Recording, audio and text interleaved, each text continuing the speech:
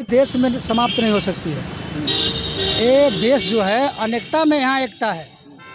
यहाँ एक जाति का वर्चस्व नहीं है, एक पार्टी का वर्चस्व कभी नहीं हो सकता है। ना एक जाति का वर्चस्व हो सकता है, ना एक धर्म का वर्चस्व हो सकता है, और ना एक पार्टी का वर्चस्व हो सकता है। तो आखिर बीजेपी के राष्ट्रीय अध्यक्ष ऐसा बयान क्यों दे रहे हैं कि अब सिर्फ राष्ट्रीय पार्टी ही रहेगी? वो बीजेपी को घमंड हो गया है कि हमारे जैसा बड़ा पार्टी कोई है ही नहीं है। वो तो जो मीडिया जो चला चला के पागल बना दिया है ना बीजेपी को, सिर्फ दिखा दिखा के। जमीन पर नहीं है बीजेपी, सिर्फ टीवी चैनल पर है, हवा हवाई है। जमीन पर जाइएगा तो जमीन जो है हमारा देश कई वर्णों में बटा हुआ है, कई जातियों में, कई भाषा में बटा हुआ है। तो कैसे इसको एक कर दीजिएगा? देखिए, हर 10 किलोमीटर पे आप भाषा हमारा भाषा तमिल का लोग नहीं समझेगा, तमिल का भाषा हमारे हिंदी नहीं लोग समझ पाएंगे, तो कैसे आप एक कर दीजिएगा? ये संभव नहीं। संभव ही नहीं है। आप क्या मानते हैं? आपका भी बहुत पुराना अनुभव रहा है कि जो बीजेपी कह रही है कि सारी क्षेत्रीय पार्टी खत्म हो जाएगी, क्या मानते हैं? अच्छा, क्षेत्रीय पार्टी का उत्पत्ति कैसे हुआ? वहाँ की जो लोकल समस्या रहती है, हर क्षेत्र का, हर स्टेट का, वहाँ के जो स्टेट के स्तर के लीडर रहते हैं उसको बखूबी जानते हैं कि इस मामला को उठाने से, चाहे इस मामला को हम विकास के रास्ते ले जाएंगे, तो उस पार्टी के लोग लीडर बनते हैं। जो बड़े बड़े जो समाजवादी लोग हैं, खासकर मानिएगा समाजवादी और वामपंथ, दो गो देश में सर्वहारा की मजदूर की लड़ाई लड़ते रहते हैं। तो उसमें कभी जो समाजवादी लोग एकजुट होते हैं तो राष्ट्रीय स्तर की पार्टी होती है। अगर उन लोगों में बिखराव होता है तो क्षेत्रीय पार्टी, जिसका जितना वर्चस्व रहता है, किसी का बिहार में है तो किसी का उड़ीसा में है तो किसी का बंगाल में है तो किसी का महाराष्ट्र में, अलग अलग जहाँ का लीडर है वहाँ उसको प्रभाव रहता है और वहाँ को लीडर स्थापित लीडर होते हैं। तो इसलिए इस देश से जाने वाले नहीं है, ना समाजवाद जाने वाला है, ना वामपंथ जाने वाला है। तो ऐसा तो नहीं कि बीजेपी जो है इंडिया से घबरा गई हो, जिसकी वजह से ये कह रही हो? बिल्कुल बिल्कुल, बीजेपी जो है अभी इंडिया गठबंधन से घबरा गई है। और दूसरा जो मास्टर स्ट्रोक हमारे यहाँ नीतीश जी और तेजस्वी जी ने ठोक दिया है, जाति जनगणना, अब तो उसका पूरा एकदम कहानियाँ खत्म हो गया है। जातीय जनगणना तो पूरे देश में रेस पकड़ लिया है, और जातीय जनगणना को सारे लोग अपना हक के लिए मांग करने लगे। किस स्टेट में कितना किस जात की भागीदारी है, उसके अनुसार उस राज्य में जो गरीब लोग हैं उसके अनुसार उसका वहाँ का कानून नियम बने, उसके विकास के लिए कानून बने। ये पूरे देश में मांग चालू हो गई है।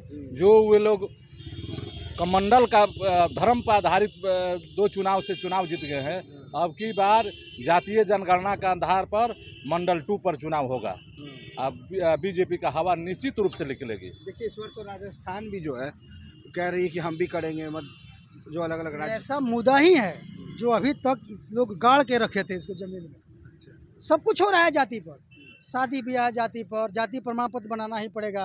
आप कोई काम करने के लिए जाइएगा तो ब्लॉक में जाति प्रमाण पत्र चाहे कहीं भी बनाइए के दीजिएगा, तभी आपका मान्य होगा। कोई परीक्षा हो चाहे कुछ हो, ये सब चीज़ जब पहले से ही है तो जाति जनगणना क्यों नहीं भाई? पेड़ का, पौधा का, जीव का, जंतु का, सबको गणना कर रहे हो तो जाति जनगणना क्यों नहीं? ये तो होना ही है। अब सबको अच्छा लग रहा है कि भाई हम कम से कम जाने कि हम कितना हैं, और जिसका भरम है कि हम इतना हैं, हमको इतना चाहिए, उसका भी भरम टूट जाएगा इसमें। लेकिन बीजेपी तो ये भी कह रही है कि हमारे घर तो कोई आया ही नहीं सर्वेक्षण करने। खुद सांसद रविशंकर प्रसाद कह रहे हैं। ये गलत बात है। वो तो केंद्र में उनकी सरकार है, तो अपने से वो करवा लेते हैं। इसी तो कहिए से कह रहे थे भाई करवाइए करवाइए करवाइए करवाइए। ये तो केंद्र सरकार का काम है, राज्य सरकार का काम नहीं है। जातीय जनगणना करना, चाहे कोई भी गणना करना, ये किसी राज्य सरकार का काम नहीं है। फिर केंद्र सरकार भाग क्यों रही है? क्या तो करवा के लोग कर ले, वही लोग सही दे दे आंकड़ा। इसमें कहाँ रोका जा रहा है? आंकड़ा सही केंद्र सरकार इसलिए भाग रही है कि गरीब हक है, गरीब जाग जाएंगे और हक मांगना अपना शुरू कर देंगे। इसलिए जो भाजपा धर्म का मुखौटा पहनाकर, लोगों का चश्मा पहनाकर अब तक राज कर रही है, वो मुखौटा इस चुनाव में 2024 के चुनाव में उतरने वाला है। आप युवा हैं, आप क्या कहेंगे?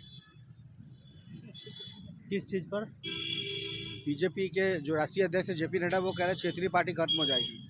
क्षेत्रीय पार्टी ख़त्म नहीं होगी, क्योंकि जो बेसिक समस्या है वो क्षेत्रीय पार्टी को ही मालूम रहता है। राष्ट्रीय पार्टी जो है उसको बेसिक चीज़ मालूम नहीं रहता है। हाँ, क्षेत्रीय पार्टी ख़त्म नहीं होगा। सर, आप बहुत देर से आकलन लगा रहे थे, तो कई चीज़ें हैं, ये एक चलते चलते एक छोटा सा सवाल अपने का ले लें कि क्या लगता है कि लालू प्रसाद यादव और नीतीश कुमार से बीजेपी घबरा गई है? बिल्कुल। लालू जी या नीतीश जी जब से मिले हैं, जब से तेजस्वी जी, जब से नीतीश जी मिले हैं, तब से बीजेपी एकदम, अब समझिए ना भाई, वोट का आंकड़ा देख लीजिए। अब तो ये पूरा बता रहा है, जाति जनगणना जो हो गया तो बता रहा है, तो पूरा मीडिया चिल्ला, यही गोदी मीडिया चिल्ला चिल्ला के कह रहा है।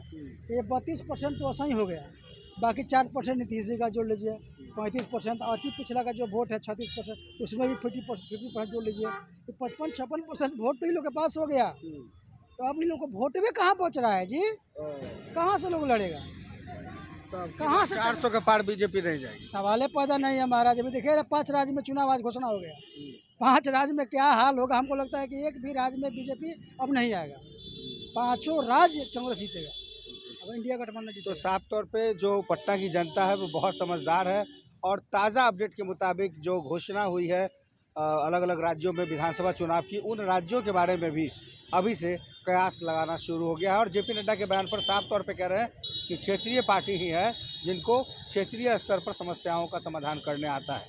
सहयोगी राजेश के साथ कुमार गौतम, न्यूज़ 22 को पटना।